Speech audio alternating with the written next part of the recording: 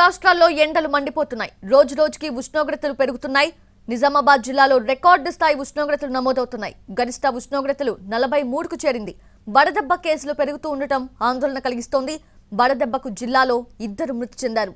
వృద్ధులు, చిన్నారులు అస్వస్థతకి గురవుతున్నారు. మరో 3 రోజులు వడగాలులు పెరిగే అవకాశాలున్నాయని వాతావరణ శాఖ హెచ్చరికలు జారీ చేసింది. పూర్తి డీటెయిల్స్ మా ప్రతినిధి బాలకుమార్ అందిస్తారు. ఉమ్మడి నిజామాబాద్ జిల్లాలో ఉష్ణోగ్రతలు క్రమంగా పెరుగుతున్నాయి.